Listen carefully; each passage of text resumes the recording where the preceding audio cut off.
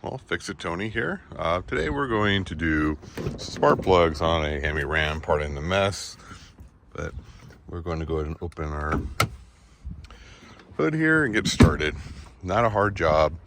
One of the things you have to remember about these is that they use a crap load of spark plugs. We have 2 spark plugs per cylinder on this. Everything's accessible from the top. We have 4 coil packs on each side, and then 2 spark plugs per cylinder. This is the tighter of the 2 sides. As you can see, the back is a little tighter, but we're going to get started by removing our cover here. We're also going to remove the air intake here. Just a couple bolts, we'll have those off. All right, so we're just going to head over to our my tool chest here. I do keep these outside. Just makes life easier when I'm working with my lift. As you can see, a pretty cool lift here. This is the Max Jacks. Makes life a lot easier. It doesn't lift as high as normal lift, but it is completely removable. Pardon the balloons. We had a gender reveal party this last weekend. You also have a portable unit. You can wall mount this, or you can use it and move it around as needed. And then, of course, my old stuff. So anyway, we're going to get this thing opened up and get our tools. Alrighty. So I like these trays. I actually bought this Husky set from Home Depot a couple weeks ago. I have some higher end tools, but I like these because it's able to remove the trays. We have little dust caps, and I can just take the trays out to the car. Keeps my tools organized, easy to access, and then when I'm done, I just throw them back here on my top shelf. All right, so I have all my tools ready. Good to just have your trays with you if you can have this. Sorry for the wind. It's also Memorial Day weekend, so there's a bunch of kids screaming, having a good time. So pardon me for that. These are just Husky tools. I have them posted on the bottom. They're actually good quality. I do believe they're made by Stanley, and their warranty is good. I have all sets of tools, but these I've been liking lately. These are actually from Harbor Freight. Quinn's actually been a really good brand with them, and there's this whole assortment here of different spark plug removing tools and thin walls, which makes it nice, and it even works with the Ford and the new longer spark plug products from Honda.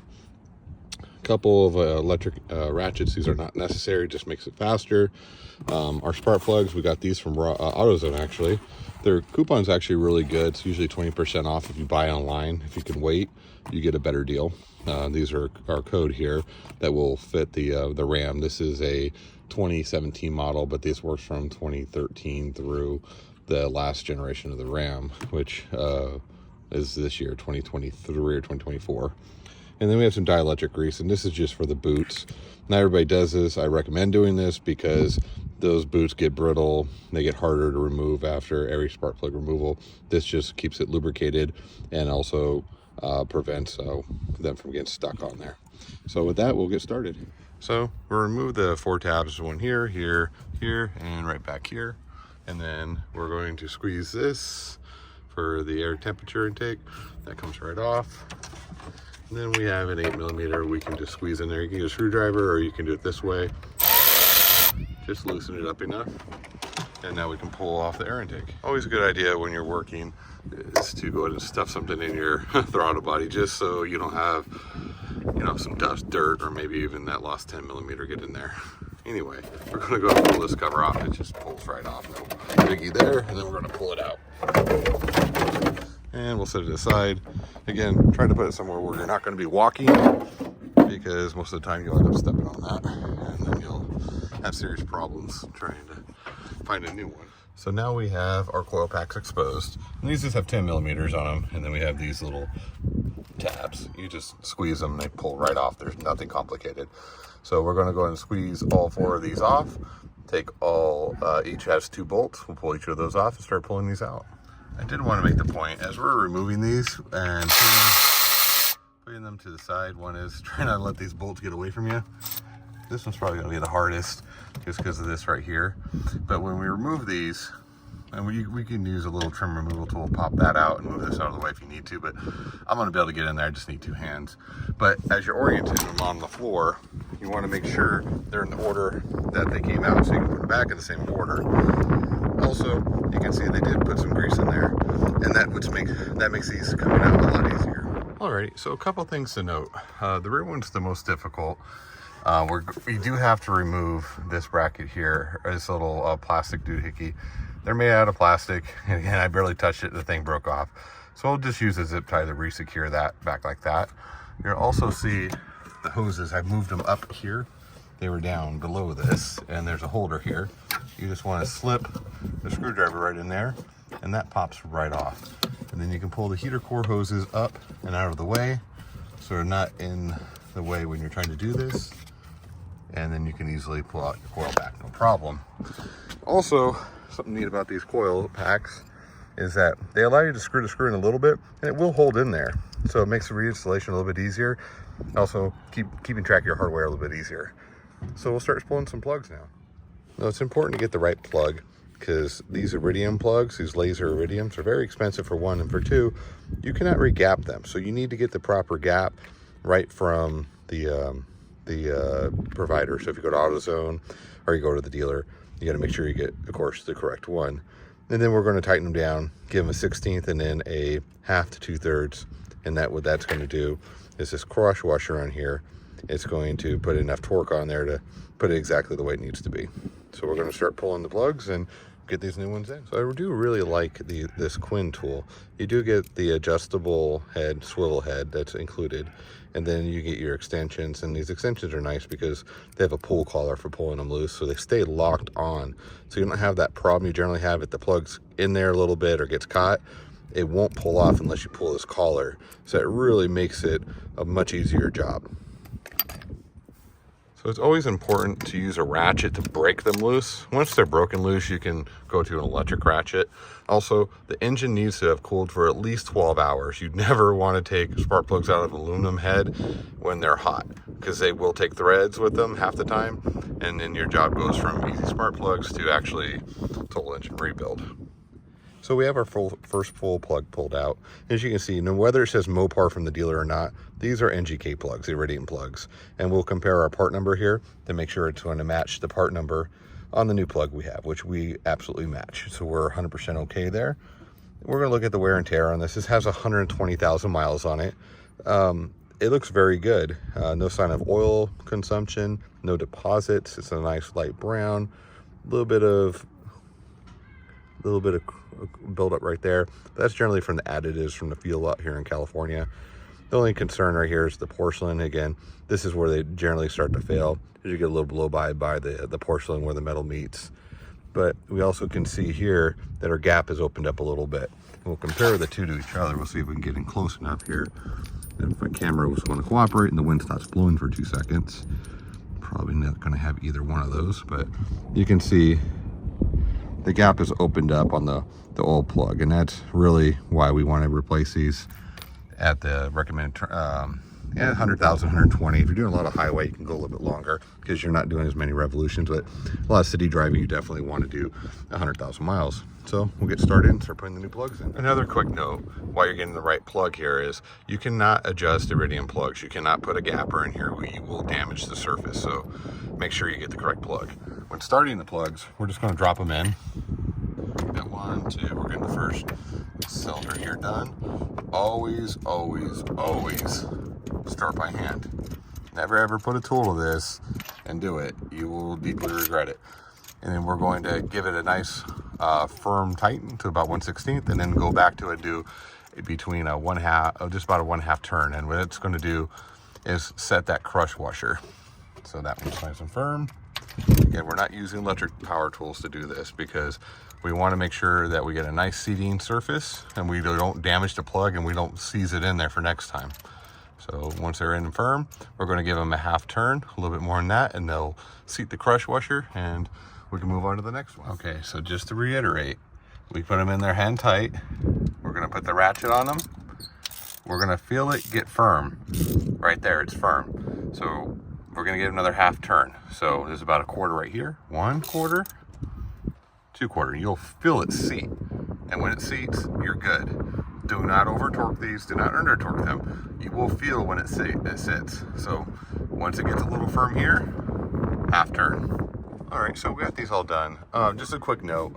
This is just a little bracket. You can bend this back to get better access back here. Because if you don't bend this, you have a hard time getting the ratchet in there and getting the spark plug in and out. And then once you're done, you just, again, this is thin metal. You just push it back to where you found it. All our plugs are out.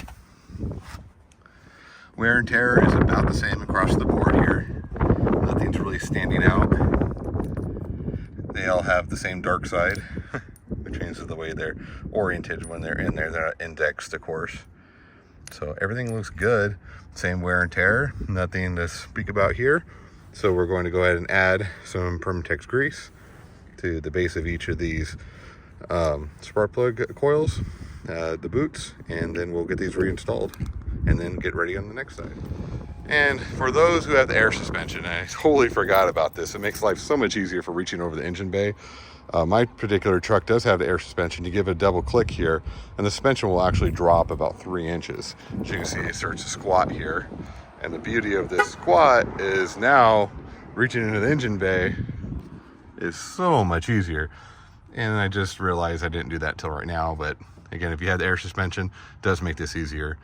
As we get ready to put the coil packs in, we're going to remove this box here. It's very easy. It's just a couple of bolts. Right here. Actually, I don't think it has bolts.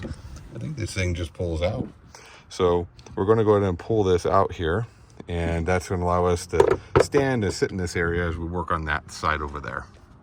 All right, like I said, just a dab in each one of dielectric grease, and it's going to make removing these next time them not sticking like they did from the factory. They didn't stick, now they will continue not to stick. And again, we oriented these from front to back, so we're going to put them back in the same way they came out.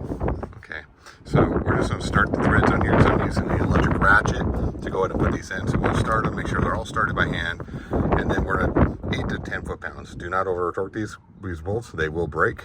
And when we put these clips in, you'll hear a very satisfying click when they're in, and that's how you know you're in correctly. So we'll go ahead and torque these down, and then we'll move on to the next side. Before I forget, we also want to put the heater core hoses back into the bracket here, and it just came out the same way they go back in the same way they came out. Just slide them in there like so, and then get them pinched in there and clamp the cross or hit that connection, and you'll hear it click, and we're right back to where we were there. Then we're going to bend this bracket back to where it was, and we're going to get a zip tie that to there because that little doodad broke. And the wind's blowing even harder now. But anyway, the driver's side's a little more tight. It's completely doable. We're going to get started by removing the vacuum port here. That's just to really kind of get that out of the way, because you're going to keep on moving this. I don't really want to break this. So simple clip, again, just like the other ones. Just going to squeeze it and pull that out. Then we're going to pull the actual vacuum port out. There's a T on here because this truck actually is equipped with the Air Force One Gemco. I pulled this truck actually behind my RV, and this actually allows the air brakes to operate the brakes in the truck, so I don't have to have a auxiliary braking system. Anyway, we're going to get this off and get started. All right, so we pulled that off, and again, all we're going to do is pull each of these clips off, and then the 2 10mm, and start pulling each of these coils out. I did remove that so I can sit over there, reach over the engine, and get in here. I'm not really going to be able to video this because it's going to be a little tougher to video as I'm doing it. I'll give you what I can, but again, it's easy to stand on the control arm over there, lean over the engine, and get to these bolts and pull this out. Well, we did have some difficulty getting these off.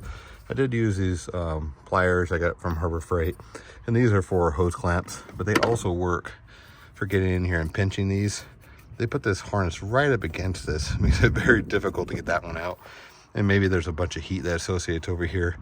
But the other ones are quite easy. This one was more difficult to use the tool. So now that we got that out, we can remove the 10mm and get these out. All right, so definitely tighter on this side. You will have to use, I used a 1/4 inch with a short socket here to get in back there. Just work slowly and make sure that you're giving yourself enough room. Also, there is the incoming fuel line back there with the pressures. I'm guessing the fuel line pressure sensor back over there. Be very careful working near that as you pull these out. The boots are very flexible, so don't really worry about them. Just don't yank on them and they'll come right out, but don't break anything as you're trying to do that.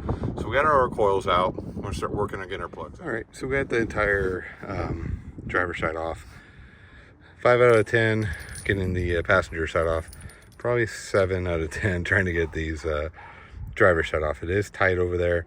It does absolutely 100%. You do need a flexible head on your spark plug socket. Otherwise, it is very, very difficult.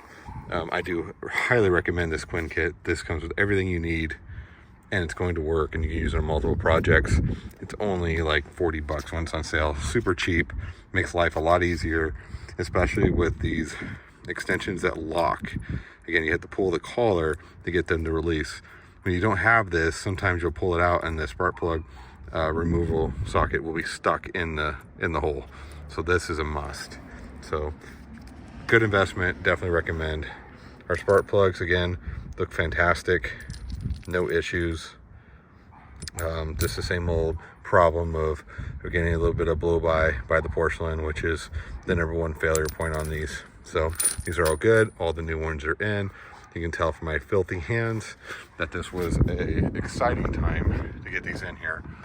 Used 2 different lengths, extensions, a 3-inch and a 5-inch, but there is enough room to get them all in there. Just take your time, get them lined up, and if you get angry, go take a break, because you don't want to break anything in here. So now that everything's done, we're going to go ahead and put some dielectrical grease in the boots and reinstall our coils. The same thing as last time. Again, just a little squirt in there, dielectrical. Start the screws just enough to get them stuck in there, so that when you place it in, all you gotta do is you can start tightening them up. 8 to 10 foot-pounds, all they need. So we'll start, and we put them in orientation from the front to the back, and we'll get these installed. Alrighty, so we're all back in here. Again, the boots are flexible, so use the boots. You can flex them into a position where they start in the hole and then work the coil in. This one's difficult. You have to get them started here and then push it in. So get started, coil here, push it in. The very rear one, you have to start it from underneath. You can just reach underneath the brake, your brake booster, put the boots in, and then slip it and slide it in. And then, of course, we plug in our harnesses here. I don't know if you guys can see that, the reflection's bad. One satisfying click and you know it's in. And then we're going to go ahead and grab our booster vacuum line and push that back in. Your brakes don't work that great for a minute, because again, this has to build vacuum again. So just give it a second. Don't immediately jump in and try to drive away. Make sure you build some vacuum first. And then of course we're going to put our vacuum sensor in, and we're good there. And then we can start reassembly. So basically next we're going to put the air box back in and start reconnecting, and we're almost done. Okay, like I said, there's no bolts to it. It just slips in and then pushes in to those little pins that you can see right here. So you can see one right here, one over here. You just line them up, and then they slip right over it, slip right in. That one's in, that one's almost in, getting there. Line up here a second, so we're good there. And oops, that one is sideways, so we're gonna pull it out. Oh, wonderful. All right, let's try that again. Put that grommet back in, and then we're just going to go ahead and line them up, push them down, push it down, push it down. It's in, and now that one's in correctly. All right, now we're going to put our air box in, the rest of our air box and inlet tube, and we're almost done. Again, we are going to grab a zip tie really quick and zip tie that to there, because we don't want that resting on there. And we're almost done. Okay, we're gonna remove our rag, and you can see there's 2 little arrows here, and as I tell you, there's 2 little pegs on this side. They go into those 2 little grommets back there. We're gonna slide it in and then push it down. It does take some finagling. You push it in, make sure it's seated. You can't really see what you're doing, so it's really by feel. And once it's in, you can push the front end, and you can see it's in there good. It's not gonna be a problem. No debris in our intake. We're good. That's the intake throttle body. So grab our air box. You can see there's tabs, openings here and tabs on here. We're gonna, sorry, my finger, slide it in here like so. And then we're gonna grab it like so. So we're gonna put it into the tabs. So they're all positively in the tabs, they're sitting flat. And we can start clipping our retainers here. 1, 2, 3, and number 4. This one's kind of loosey-goosey. It likes to fall out, so usually better use 2 hands to do this. It's a little more challenging right now. And see, it just came out. It does tend to happen sometimes with this type of doodad here. just gotta be ready for it. It's gonna drop it somewhere in the engine. So we are good in there now. I'm gonna put our PVC port in. Usually it's pretty easy. These Hemi motors, just like the GMLS motors, have a very poor design when it comes to the PVC system. I do have a catch can. If you don't have one, I highly recommend it. Otherwise, you will always end up with oil in the intake, hence will end up back into your intake manifold and dirty your valves. So we're going to go and slide this on like so. We're going to find our air temperature sensor, put it on here.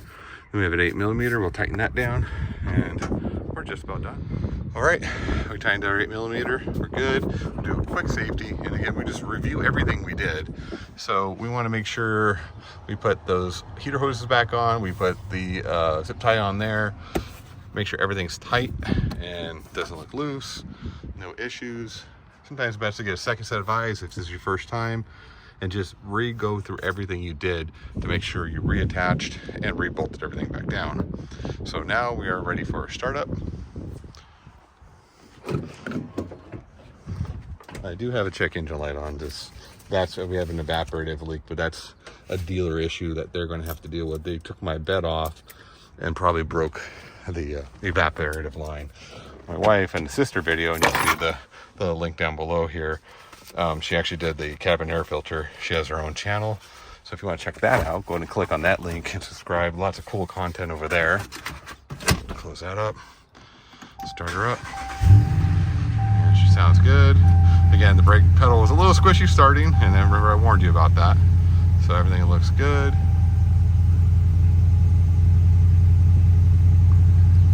Cool, everything looks good. Service electronic braking system. And that's going to be unfortunately because we did unplug the vacuum line. So we'll give that a minute to reset, and we'll double check it. Okay, so recommendation.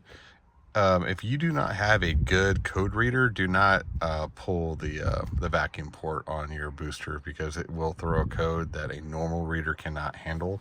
I do have a nice reader. It's called the ThinkDiag 2. It requires a subscription after the first year, but this allows you to access all the body control modules, which is usually also your ABS module and braking control module.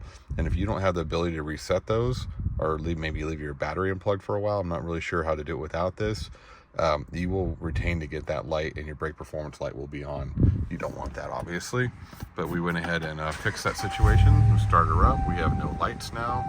We're looking good. Idling perfect. Everything feels fantastic. Safety report comes up. Parking sense is off. I don't keep that on. So please like, subscribe, and share. Thank you for watching. Again, some lessons learned here. Very important. Always watch the video from beginning to the end, because you never know what kind of issues we're going to run into and where it might help you. So thanks for watching again, and we'll see you in the next one.